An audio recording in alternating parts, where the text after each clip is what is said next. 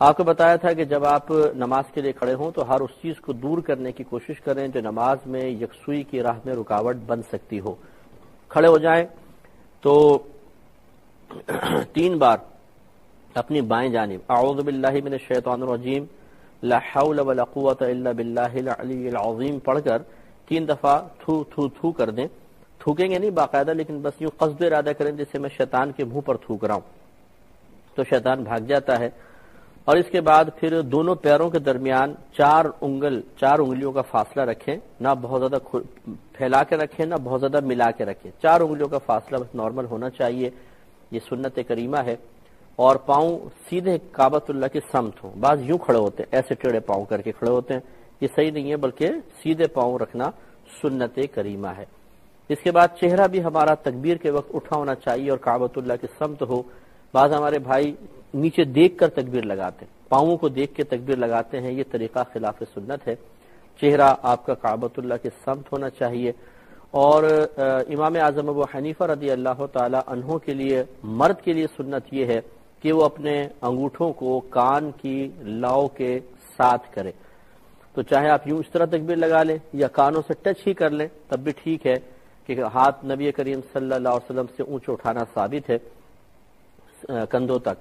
ایک روایت میں کندھوں تک، ایک روایت میں ہے کانوں تک، دونوں کو ملا کر پھر یہ نتیجہ نکالا کہ اس طرح ہاتھ انگوٹھیاں رکھیں تو کانوں کے برابر بھی ہو جائیں گے اور کانوں تک ہاتھ اٹھنا بھی، کندھے سے اوپر ہاتھ اٹھنا بھی ثابت ہو جائے گا، متحقق ہوگا.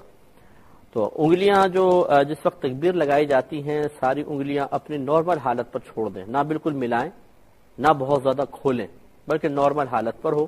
اور ہتھیلی کا اور انگلیوں کا رخ کعبۃ اللہ کی سمت ہو، یعنی اس طریقے سے، اور پھر یہ آپ تکبیر لگائیں گے. تو اس سے معلوم ہوا کہ یہ سنت مستحبہ ہے کہ ہتھیلی اور انگلیوں کا رخ کعبۃ اللہ کی طرف ہو. تو بعض جو ہیں وہ اس طرح تکبیر لگاتے ہیں یوں ہاتھ بند کر کے، یوں، یہ بھی خلاف سنت ہے، سمجھ لیں. اس طرح بعض اس طرح کر کے لگاتے ہیں تکبیر، یوں تکبیر لگاتے ہیں، تو یہ ہتھیلیاں دائیں بائیں ہو گئی، کعبۃ اللہ کی سمت نہیں ہوئی، تو یہ خلاف سنت ہے. اس لیے سنت یہ ہے کہ اس طرح ہو اور انگلیاں اپنے نارمل حالت پر چھوڑ دیں اور تکبیر لگائیں، اللہ اکبر کہہ کر متصلاً ہاتھ باندھ لیں. تو یہ تکبیر لگاتے ہی ہاتھ فوراً باندھ لینا سنت کریمہ ہے. بعض حضرات کو دیکھا ہے کہ وہ یوں تکبیر لگاتے ہیں اللہ اکبر، پھر ہاتھ چھوڑ دیتے ہیں، پھر ہاتھ باندھتے ہیں. بعض یوں کرتے ہیں اللہ اکبر پھر یوں کر کے کرتے ہیں. یہ مختلف طریقے بہرحال رائج ہیں مسجدوں میں، لیکن صحیح جو ہم نے آپ کو بتایا وہ یہی ہے کہ آپ تکبیر لگائیں اور اللہ اکبر کہتے ہوئے فوراً سیدھے ہاتھ باندھ لیں، نیچے چھوڑنے کی حاجت نہیں ہے. اور یہ تھوڑا سا ایک ورزشی انداز اختیار کرنے کی ضرورت نہیں ہے، بس اللہ اکبر کہا اور ہاتھ باندھ لیے. بہنیں جو ہیں وہ زیادہ اونچے ہاتھ نہیں اٹھائیں گی. مردوں کے لیے تو تھا سنت کہ وہ کندھے تک ہاتھ اٹھائیں، کان کی لو سے انگوٹھوں کے سرے لگا لیں تو بہتر ہے. بہنیں بس سینے تک ہاتھ اٹھائیں، بس اس طرح اللہ اکبر کہہ کے فوراً ہاتھ باندھ لیں، وہ اس سے اوپر نہیں کریں گی.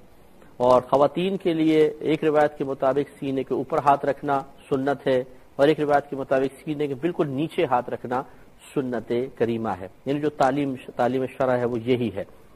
اور مرد کے لیے افضل یہی ہے کہ وہ ناف کے نیچے اپنے ہاتھ باندھے. اگرچہ سینے پر ہاتھ باندھنا بھی نبی کریم صلی اللہ علیہ وسلم سے ثابت ہے، لیکن حضرت عبداللہ بن مسعود رضی اللہ تعالی عنہ کی احادیث کریمہ میں نبی کریم صلی اللہ علیہ وسلم کی عمر مبارکہ کے آخری ایام کا جو عمل منقول ہے وہ یہی ہے کہ آپ ناف کے نیچے ہاتھ باندھتے تھے. اور ادب بھی اس میں آپ دیکھیں زیادہ نظر آتا ہے، سینے پہ ہاتھ باندھنے میں اور نیچے ہاتھ باندھنے میں فرق ہے. تو بہنیں تو وہی اپنا جو ہم نے بتایا کہ سینے پر سینے کے نیچے ہاتھ باندھے، اور مرد حضرات کے لیے احناف کے نزدیک سنت یہی ہے کہ وہ ناف کے نیچے ہاتھ باندھے ادب کے ساتھ. بہنیں جو ہیں وہ جب ہاتھ رکھیں گی تو وہ انگلیاں ملی ہونی چاہیے، اس طرح ہاتھ بس اس طرح رکھیں، یہ پکڑے نہیں، انگلیاں کھولے نہیں، بس اس طرح ہاتھ رکھیں اوپر یہ. لیکن مرد کے لیے سنت کریمہ یہ ہے، یعنی سنت مستحبہ یہ ہے کہ اس طرح رکھیں کہ یہ جو آپ کی ہتھیلی ہے یہ یہاں پر آئے، اس کے جوڑ کے اوپر یہ ہتھیلی آنی چاہیے، اور یہ جو چھوٹی انگلی ہے اور انگوٹھا اس کا کلائی پر یہ حلقہ بنائیں، اور 3 انگلیاں یہ اس کے اوپر آنی چاہیے. یہ طریقہ صحیح نہیں ہے، یہ طریقہ صحیح نہیں ہے، بلکہ اس طریقے سے کہ 3 انگلیاں اوپر ہوں اور انگوٹھے اور یہ چھوٹی انگلی اور انگوٹھے کا حلقہ بنا لیں اس طریقے سے. یہ اور پھر اس کے ناف کے نیچے رکھیں اور پھر سر جھکا کر اس مقام کو دیکھیں کہ جہاں پر حالت سجدہ میں ہماری پیشانی زمین پر لگے گی. یہ سنت کریمہ ہے. اس کے بعد پھر آگے قرات وغیرہ کا سلسلہ جو انشاءاللہ میں عرض کرتا ہوں.